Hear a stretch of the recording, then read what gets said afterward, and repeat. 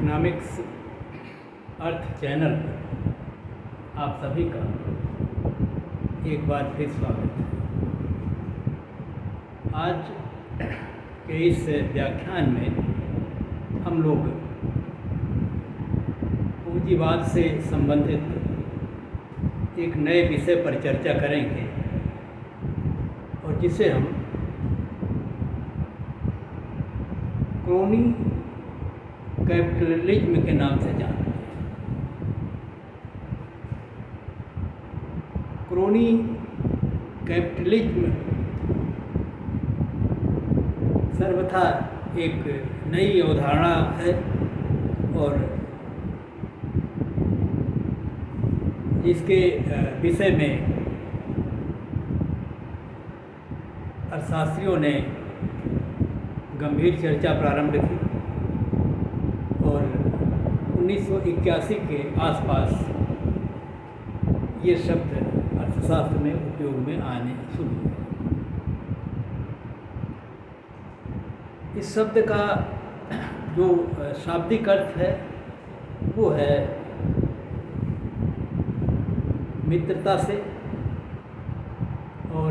ऐसी मित्रता जो टिकने वाली हो, दीर्घकालिक हो, इस रूप में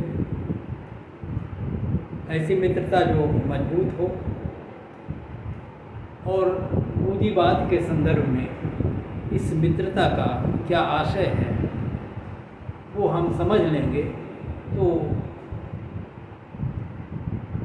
क्रोनी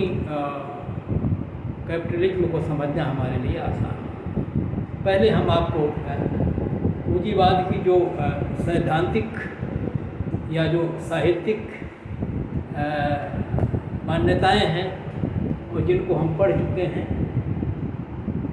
और जो तमाम ऐसी मान्यताओं पर ये विचारधारा आधारित है जो उस रूप में वास्तविक जगत में प्राप्त नहीं होती, और इस दृष्टि से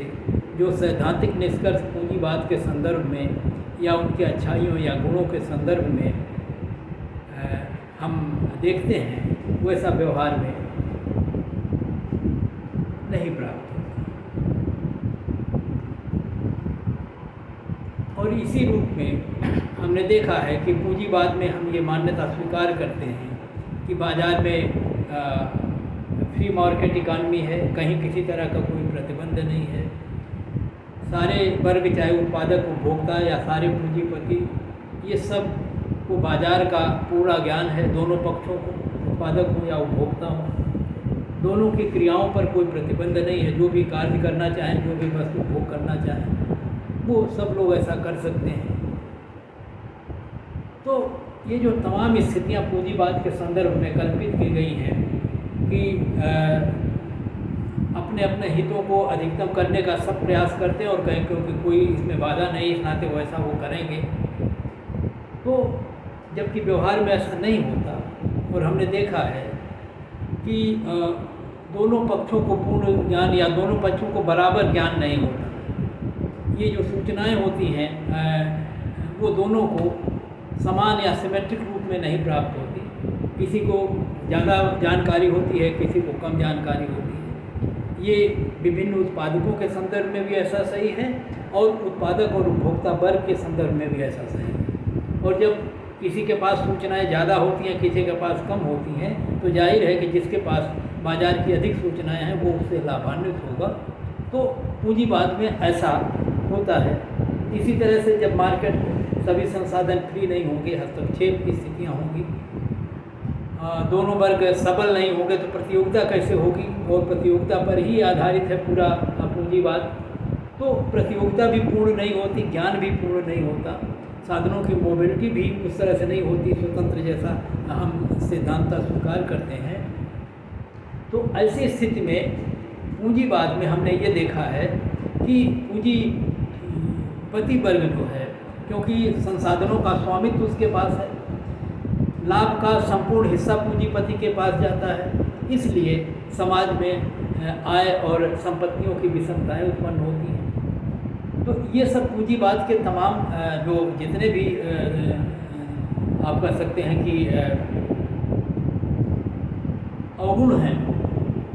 उनको दूर करने का ये उपाय केवल हो सकता है कि जहाँ जहाँ इस तरह की दिक्कतें हैं वहाँ वहाँ सरकार हस्तक्षेप करे आर्थिक क्रियाओं में और उन दोषों को, पूंजीवाद को दूर करे जो हैं। जैसे कहीं अगर प्रतियोगिता पूर्ण नहीं है तो देखें कौन सा पक्ष कमज़ोर है, कौन सा पक्ष जो है सबल है, कहाँ किसका शोषण हो रहा है, कौन शोषण कर रहा है, और उस संदर्भ में उत्पादन और वितरण के संदर्भ में इस तरह के जो प्रतिबंधात्मक नीतियाँ अपनाएं जो इस पूंजीवाद के दोषों को दूर करें। तो इस रूप में हम जानते हैं कि पूंजीवाद की एक जो है विपरीत स्थिति समाजवाद होती है, और समाजवादी स्थिति में सरकारी आर्थिक क्रियाओं पर सरकार का या समाज का पूर्ण नियंत्रण होता है, और पूंजीवाद में ये पूर्णतः स्वतंत्र होती है। और ऐसी स्थिति में जब पूंजीवाद में पूर्ण स्वतंत्रता नहीं होती और जब शोषण होता है, जब एक वर्ग के पास अधिक शक्ति होती है, अधिक सूचनाएं होती हैं, कंपटीशन पूर्ण नहीं होता, दोनों पक्ष बराबर नहीं होते, वैसी स्थिति में पूंजीवाद में तमाम तरह की दिक्कतें आती हैं। उसमें दोष आते हैं जो अर्थव्यवस्था के उत्पादन पर, उनके आय के वितरण पर बुरे प्रभाव डालते हैं। उनको दूर करने का दूसरा तरीका है सरकारी हस्तक्षेप। और अगर सरकारी हस्तक्षेप होगा तो जाहिर है कि जो पूंजीपति अनावश्यक जो लाभ लेते हैं, अनावश्यक जो शोषण करते हैं, उसमें कमी आएगी, उस पर रोक लगेगी, और जब रोक लगेगी तो पूंजीपतियों का नुकसान होगा। और जब इस दृष्टि से हम देखते हैं तो हम ये देखते हैं कि पूंजीपति वर्ग और जो सरकारी नीतियां हैं जिनको सरकार निर्मित करती है, उन दोनों के मध्य एक तरह से टकराव होगा और दोनों में मैत्री भाव नहीं होगा, मतलब एक दूसरे के परस्पर विरोधी होंगे। लेकिन अगर इन दोनों वर्गों में, मतलब सरकार में और पूंजीपतियों के मध्य कोई मित्रता हो जाए किसी भी कारण से, और सरकार वे काम न करे जो पूंजीपतियों के लिए नुकसानदेह हों, उनके लाभ में जो बाधाएं उत्पन्न करती हों, बल्कि सरकार अपनी नीतियों को कुछ इस प्रकार बनाए कि उससे पूंजीपतियों का फायदा हो। तो जाहिर है कि देखिए पूंजीपति क्या होता है, पूंजीपति वर्ग थोड़े से लोग होते हैं और उत्पादन के साधनों पर या अर्थव्यवस्था पर पूंजीवाद में उनका एक तरह से एकाधिकार होता है, लाभ पर, उत्पादन के संसाधनों पर और इस प्रकार से कुल उत्पादन पर। और ऐसी स्थिति में ये पूंजीपति वर्ग आपस में अगर एक हो जाएं और सरकार पर दबाव बनाएं तो जाहिर है कि पूंजीवाद में अगर ये उत्पादन और वितरण को प्रभावित कर सकते हैं, क्योंकि सारी शक्ति इन्हीं के पास केंद्रित है, तो वो सरकार को एक तरह से नुकसान पहुंचा सकते हैं। वैसी स्थिति में सरकारें भी इनसे डरती हैं, और अगर ऐसी स्थिति पूंजीवाद में हो तो सरकार पर ये जो पूंजीपति वर्ग है वो दबाव बनाता है कि सरकार ऐसी नीतियां न निर्मित करे जो उनके लाभों में कटौती करे या उनके हस्तक्षेप करे उत्पादन और वितरण संबंधी क्रियाओं में। भले ही इसके बदले में सरकार को उन्हें कुछ देना पड़े, और वो वैधानिक रूप में नहीं बल्कि अवैधानिक रूप में, ब्राइब के रूप में, घूस के रूप में। तो ये बिजनेसमैन पूंजीपति वर्ग जो है सरकार को किसी तरह से लाभ पहुंचाएगा और सरकार इनको लाभ पहुंचाएगी, और दोनों में एक तरह का ये आप कह सकते हैं कि एक समझौता होगा, एक संधि होगी, एक कोल्यूजन होगा जो नैतिक नहीं है, अनैतिक है, अर्थव्यवस्था समाज की दृष्टि से उचित नहीं है। लेकिन अगर ऐसा होता हो तो ये पूंजीवाद के जितने लाभ हमने पढ़े हैं कि बाज़ार में पूर्ण प्रतियोगिता होगी और सबको पूर्ण ज्ञान है, सब अपने अपने हितों को अधिकतम करेंगे, और ऐसी स्थिति में जो कुछ भी उत्पादन वितरण संभव होगा वो सर्वोत्तम होगा, और साधनों अपने उन उपयोगों में लगेंगे जहाँ जहाँ पर उनकी कुशलता जो सर्वाधिक या अधिकतम होगी। तो ऐसा नहीं होने पाएगा और अर्थव्यवस्था में बाधाएं उत्पन्न होगी जो नुकसानदेह होगी। तो जब इस प्रकार से अब हम केवल इतना समझाने के लिए इसलिए समझा रहे थे कि वास्तव में पूंजीपति वर्ग और सरकार के मध्य एक तरह से विरोध की स्थितियां होती हैं, क्योंकि पूंजीपति वर्ग जो है जनता का या श्रमिकों का या समाज का शोषण करता है और लाभ का अधिकांश या पूरा हिस्सा अपने पास रखता है। धन का केंद्रीकरण होता है। एक अधिकारीय तत्व अर्थव्यवस्था में हावी होते हैं जो अर्थव्यवस्था को नुकसान करते हैं। इन पर सरकार क्योंकि प्रतिबंध लगाती है और इस प्रकार से सरकार और पूंजीपति वर्ग एक तरह से एक दूसरे के विरोधी होते हैं। लेकिन अगर ये दोनों आपस में मित्रता कर लें, वैसी स्थिति में अगर पूंजीवाद हो जिसमें सरकारें पूंजीपतियों की मदद करें, कैसे करेंगे वो डिटेल हम आगे पढ़ लेंगे। उनको करों में छूट देगी, उनको सरकारी जो कार्य हैं उनके टेंडर उनको उपलब्ध कराएगी, सब काम उनको सौंपेगी और इस तरह से उनको ऋण दिलाने में सुविधाएं देगी, उनका ऋण माफ़ करने में, उनको ब्याज की दरें कम करने में, ये सारे तरह की सुविधाएं अपनी आर्थिक नीतियों के माध्यम से पूंजीपति वर्ग को विभिन्न बहाने लेकर वो उपलब्ध कराएगी। जनता को बताएगी कि ऐसा करना समाज के लिए हितकर होगा और उसके पीछे कॉन्स्पिरेसी उनकी दूसरी होगी। और जब इस तरह से काम होगा तो अगर दोनों मित्रता करते हैं तो कहते हैं ये जो पूंजीवाद है वो असली वाला पूंजीवाद नहीं है जिसमें सरकार और पूंजीपति वर्ग एक दूसरे के प्रतिद्वंदी होते हैं, बल्कि ये मित्र बन जाते हैं। इस नाते हम इसको कहते हैं ये मैत्रीपूर्ण पूंजीवाद है और ये मैत्री पूंजीपति वर्ग और सरकार के मध्य है। और ऐसी स्थिति को हम लोग कहते हैं क्रॉनी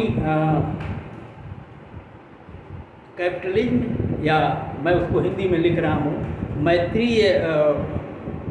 पूंजीवाद या मैत्रीपूर्ण पूंजीवाद। और इस मैत्री का अर्थ सरकार और पूंजीपति वर्गों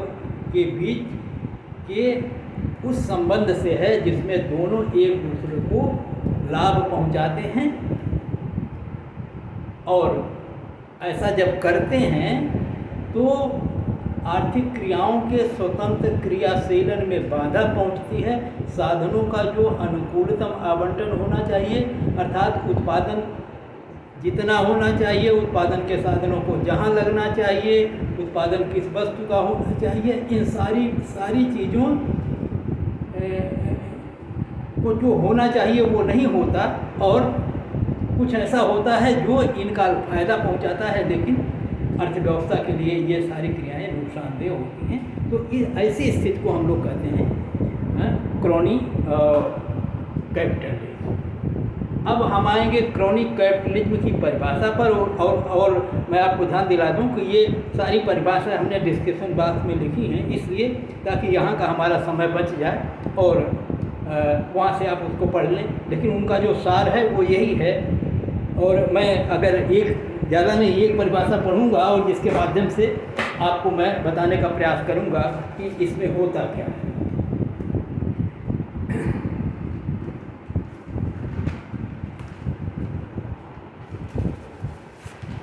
एक परिभाषा ये मैं पढ़ के उसका अर्थ आपको बता दे रहा हूँ, आगे फिर आप वहाँ से पढ़ लेंगे। एन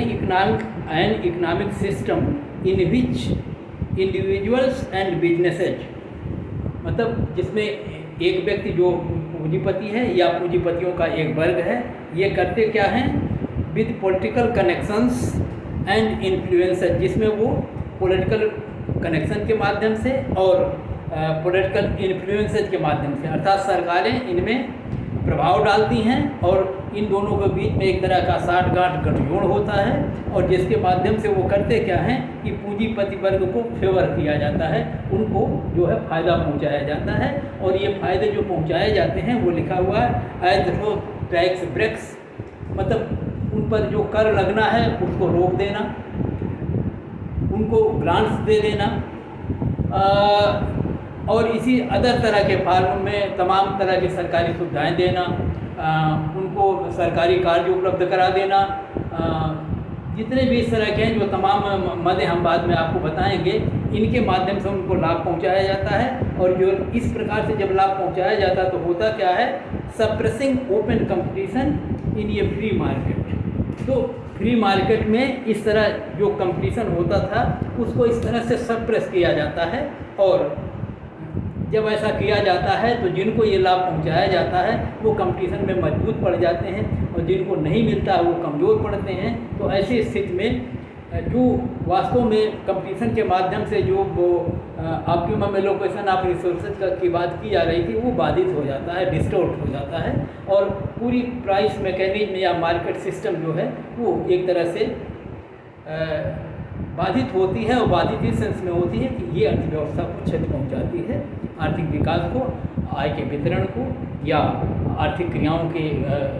संचालन को बाधित करती है, सही दिशा में नहीं जा करके गलत दिशा में मोड़ देती है। तो इस तरह से अगर ऐसी स्थिति हो जिसमें इस तरह से दोनों पक्षों में मतलब सरकार और पूंजीपतियों के बीच गठजोड़ हो जाए और सरकार उनको लाभ पहुंचाए और ये सरकारों को लाभ पहुंचाएं, तो वैसी स्थिति को हम लोग कॉलोनी कैपिटलिज्म कहते हैं। और ये एक खतरनाक स्थिति है, और ये विश्व के अधिकांश देशों में, पूंजीवादी देशों में तो हम पढ़ ही रहे हैं कि पूंजीवाद में होता है ऐसा, लेकिन ये इतना फैल चुका है कि अब इतनी करप्ट हो चुकी है पूरी हमारी सिस्टम कि ये मिश्रित अर्थव्यवस्थाएँ जिसमें समाजवाद और पूंजीवाद दोनों का सम्मिश्रण होता है, और यहाँ तक कि जो तथाकथित समाजवादी देश हैं, साम्यवादी देश हैं, वहाँ भी ये चीज़ें हैं, वहाँ भी पूंजीवाद डेवलप हो चुका है, और उस पूंजीवाद को उन संस्थाओं में संयुक्त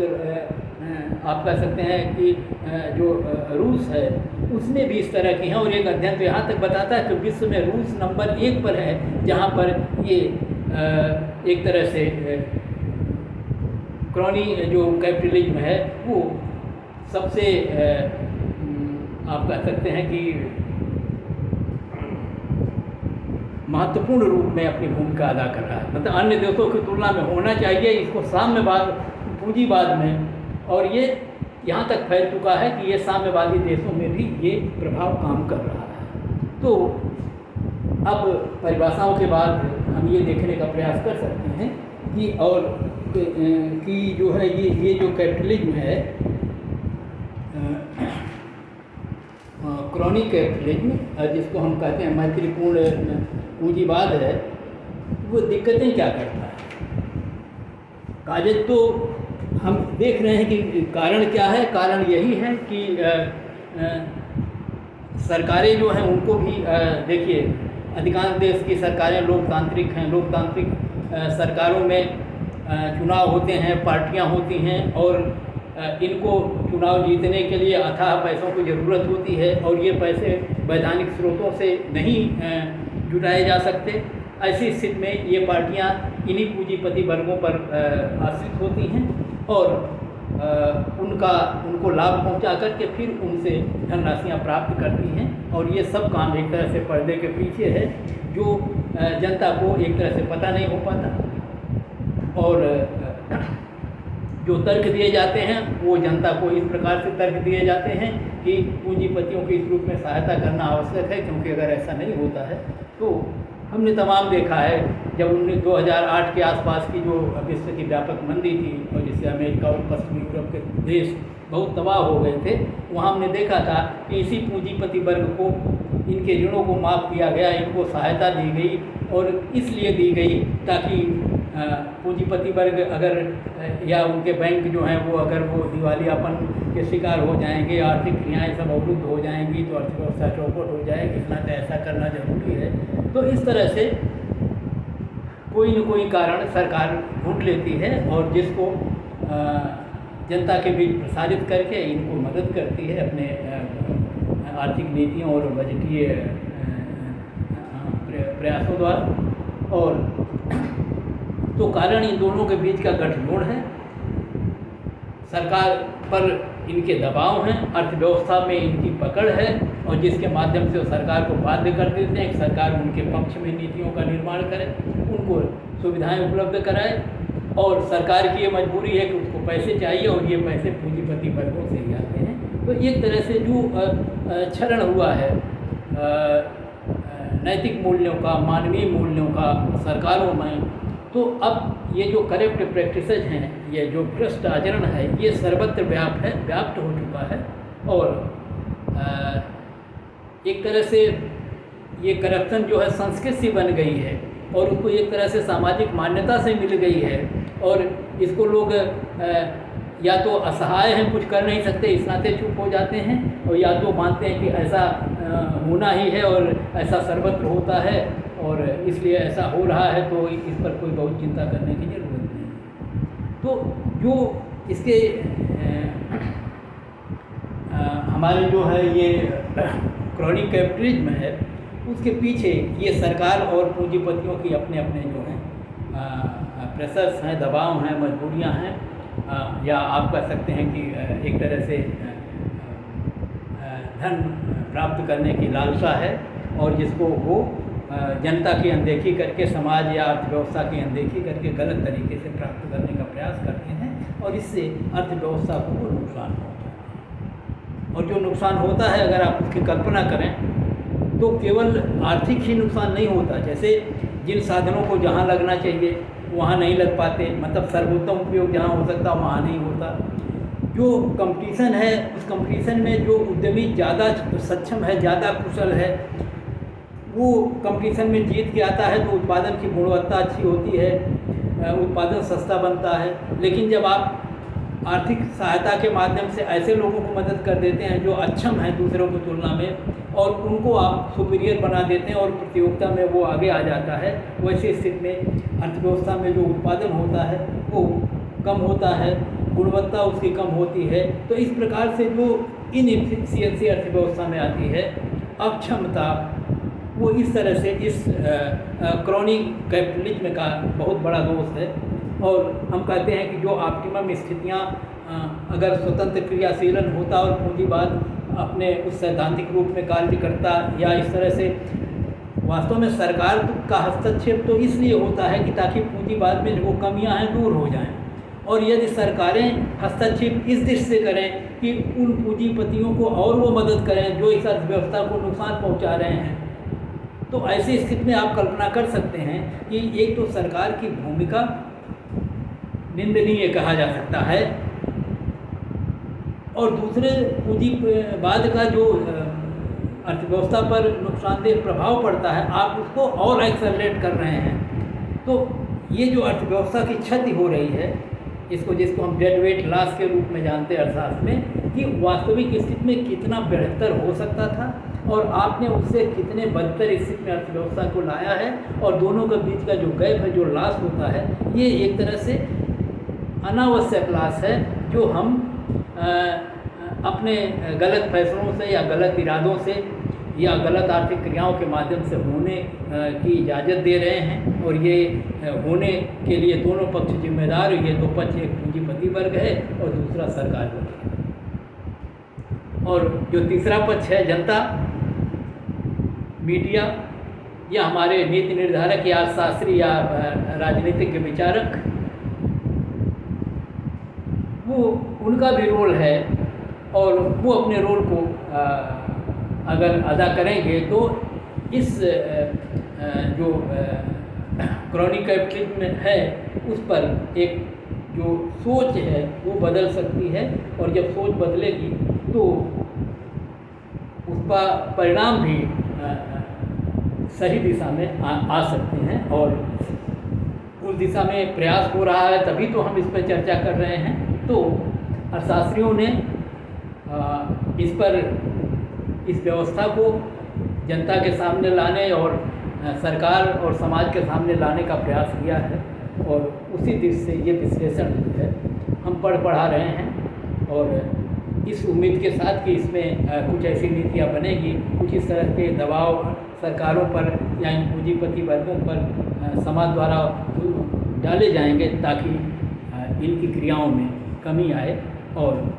अर्थव्यवस्था में ये जो लॉस हो रहा है, तो आर्थिक लॉस तो होता ही है। आर्थिक लॉस के अलावा जो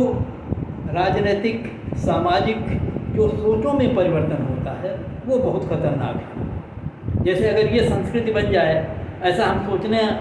लगें कि भ्रष्टाचार होना और घूस देना और नीतियों को ये करना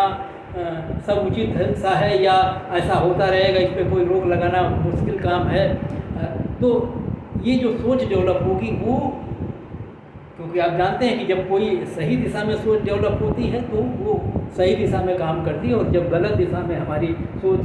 डेवलप होती है तो इसके परिणाम भी गलत होते हैं। तो ये और ज़्यादा एक तरह से कठिन कार्य है और ही खतरनाक है, जो हमारी सोच जो है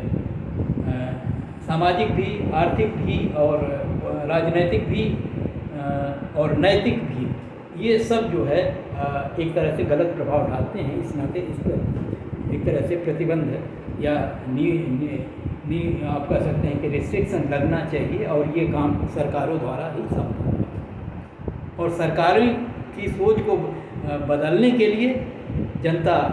की भूमिका बहुत महत्वपूर्ण है, क्योंकि लोकतांत्रिक देशों में अगर इस मुद्दे पर सरकारों को जनता जो है विरोध करे और उनको गिराने का प्रयास करे तो सरकारें अपने इस कार्य से बच सकती हैं और सही दिशा में इन संसाधनों को लगा सकती हैं, क्योंकि जितना संसाधन इन पूंजीपतियों को सहायता देने में, आर्थिक सुविधाएं देने में सरकार ले जाती है, उतना सामान्य जनता का नुकसान होता है, देश के क्रियाओं पर इसका प्रतिकूल प्रभाव पड़ता है। और साधन जब सही दिशा में नहीं लगते हैं तो जहाँ लगना चाहिए वहाँ न लगे, और कम आप कह सकते हैं कि प्राथमिकता वाले क्षेत्रों में लगाए जाते हैं, तो इसका भी अर्थव्यवस्था पर बड़ा, आर्थिक विकास पर, भावी आर्थिक विकास पर बड़ा नुकसानदेह होता है। इस नाते इस जो है क्रोनी कैपिटलिज्म पर नियंत्रण लाना जरूरी है। तो एक रूप में जो हम आपको कारण और प्रभाव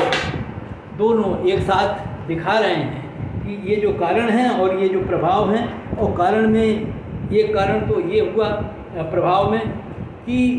इस क्रिया के माध्यम से एकाधिकारी प्रवृत्तियां विकसित होती हैं, और जब हम पूंजीपतियों को और बढ़ाते हैं और कुछ पूंजीपतियों के साथ इस तरह के सरकार के मैत्रीपूर्ण संबंध होते हैं, जैसे भारत में अगर कुछ कंपनियों के नाम आप जोड़ें तो अर्थशास्त्री और तमाम हमारे शोधकर्ता जो हैं वो 10-20 कंपनियों के नाम आपको बता सकते हैं जो सरकार से इस रूप में सहायताएं प्राप्त करती हैं और सरकार की नीतियों को वो प्रभावित करती हैं। तो वैसी स्थिति में वे कंपनियां या बहुत ज़्यादा जल्दी विकसित होंगी और अर्थव्यवस्था पर वो अपना एक दबदबा बना लेंगी, और सरकार पर भी, और ऐसी स्थिति आ जाती है सरकार की कि वो बाध्य हो जाती है उनकी दबावों को मानने के लिए, क्योंकि अर्थव्यवस्था के उत्पादन पर उनका एकाधिकार है और सरकार के निर्णय के खिलाफ वो कुछ भी करके वो सरकार के किसी निर्णय को प्रभावित कर सकते हैं, तो सरकारें वहाँ बाध्य हो जाती हैं। तो ऐसी स्थिति में जब एकाधिकार का आप कह सकते हैं कि विकास होगा और जब इस तरह की प्रवृत्तियों को विकसित होने की सरकारें मौका देंगी तो अर्थव्यवस्था को इसका नुकसान भुगतना पड़ेगा, और कई बार सरकारें न चाह करके भी उनके हितों के लिए और देश के अहित के लिए काम करती हैं और वो करने के लिए मजबूर होती हैं। तो एकाधिकारी शक्ति का जो केंद्रण होता है वो इस बाजार व्यवस्था की एक बहुत बड़ा जो है विशेषता है या दुर्गुण है, और जिसे रोका जाना चाहिए और जो अर्थव्यवस्था को नुकसान करती हैं। और दूसरा है लॉस ऑफ इकोनॉमिक रिसोर्सेज, जिसमें हमने आपको बता दिया कि जो रिसोर्सेज हैं इसको जहाँ लगना था वहाँ नहीं लगते, गलत उपयोगों में लगते हैं, कम प्राथमिकता वाले क्षेत्रों में लगते हैं। इस प्रकार से जो अर्थव्यवस्था के संसाधन हैं उनका हम दुरुपयोग करते हैं, हम उनका नुकसान करते हैं, और इसलिए अर्थव्यवस्था पर इनके बुरे प्रभाव पड़ते हैं।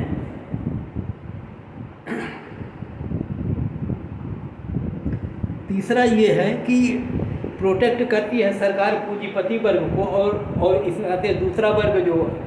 सरबराह वर्ग है, श्रमिक वर्ग है और जो गरीब तबके के लोग हैं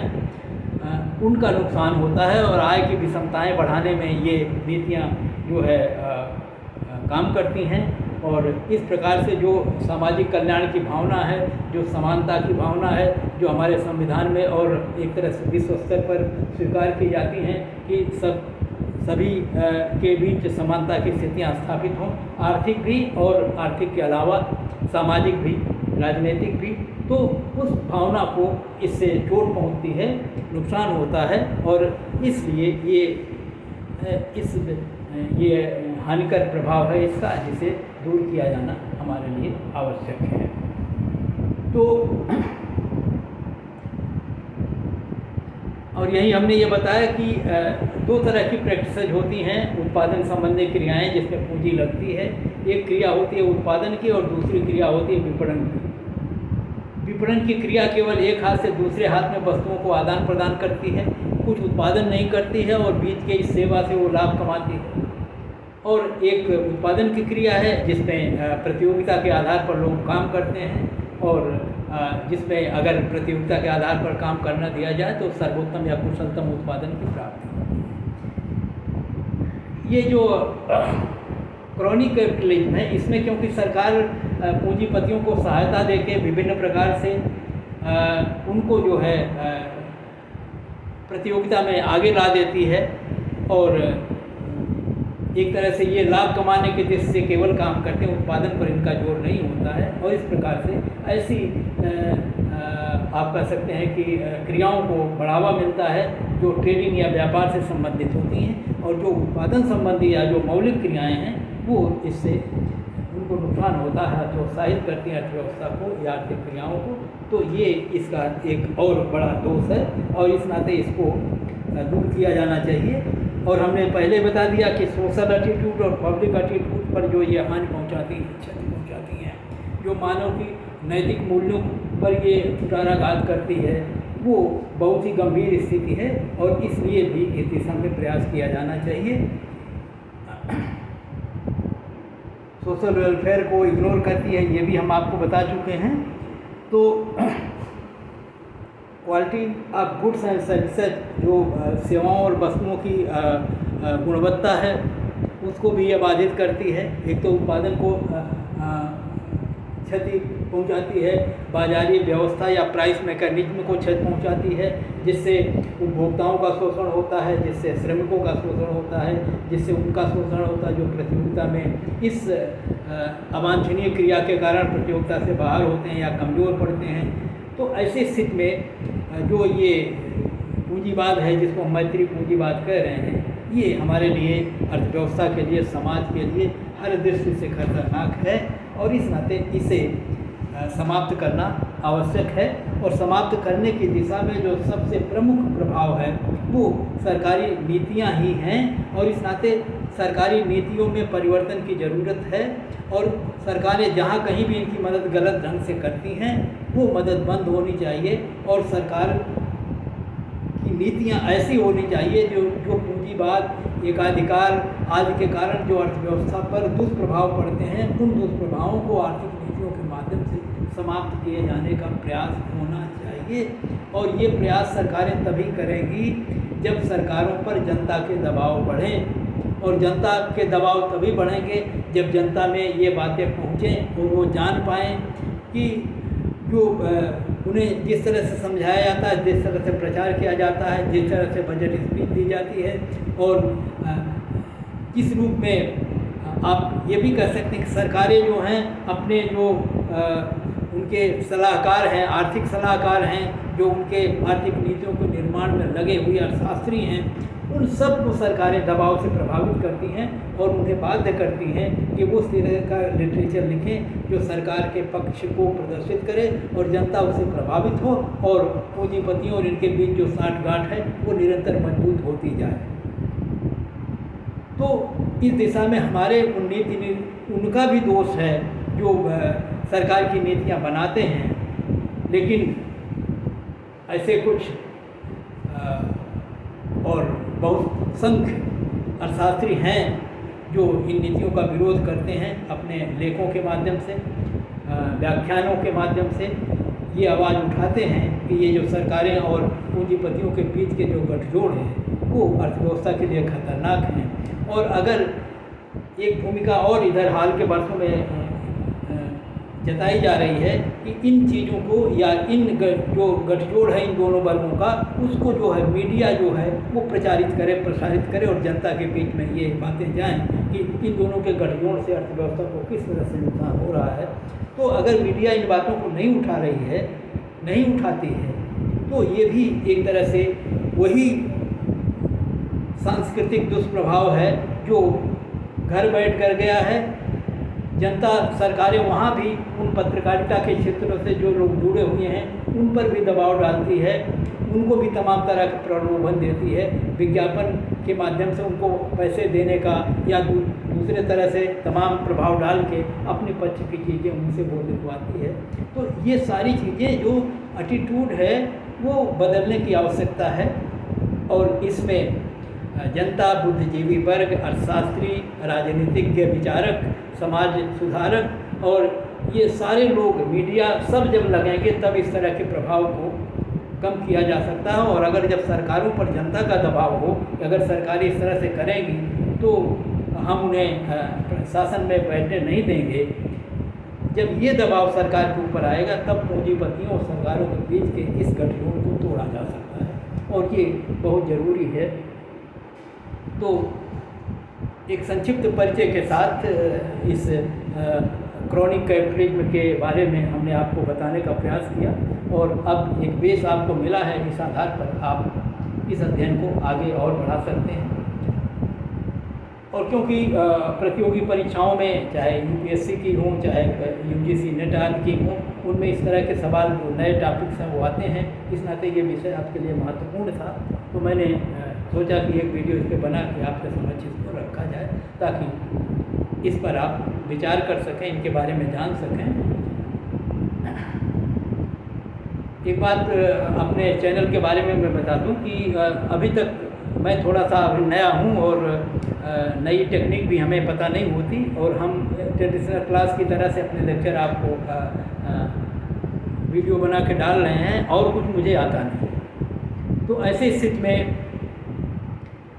तमाम मांग उठी जिसे मैं सोच ही नहीं रहा था कि सब प्ले लिस्ट बना दें, हमें ढूंढने में दिक्कत हो रही है। अब तक मेरे वीडियो करीब 185-86 वीडियो यूट्यूब पर हैं और आपको पता नहीं चल पा रहा है केवल इसलिए कि देख नहीं पा रहे हैं। तो मैंने प्ले लिस्ट बना दी है और विषय के हिसाब से अब प्ले लिस्ट पर जाके जिस चैप्टर पर आप पढ़ना चाहें आप देख लें कितने वीडियो अवेलेबल हैं, आप उसे पढ़ सकते हैं। तो अब ये आपके लिए सुविधाजनक हो गया है। आगे भी जैसे हम कुछ सीख पाएंगे आपकी सुविधा बढ़ाने का प्रयास करेंगे और ताकि आपको आसानी से ये आपकी पहुंच में हो। इतना ज़रूर रिक्वेस्ट आपसे होगी क्योंकि मेरे जो व्यूज हैं वो बढ़ नहीं रहे हैं, पढ़ने वाले अभी ज़्यादा लोगों तक ये पहुंच नहीं पा रहा है चैनल। तो जहाँ तक हो, अगर आपको वीडियो अच्छे लगते हों तो आप इन्हें प्रमोट करने में हमारी थोड़ी मदद करें तो हमारी जो हिम्मत भी थोड़ी और बढ़ेगी। और वैसे मैं लगातार ये काम करता रहूँगा और इसी के साथ आपको यही छोड़ रहा हूँ। अगले वीडियो में फिर मिलते हैं। धन्यवाद।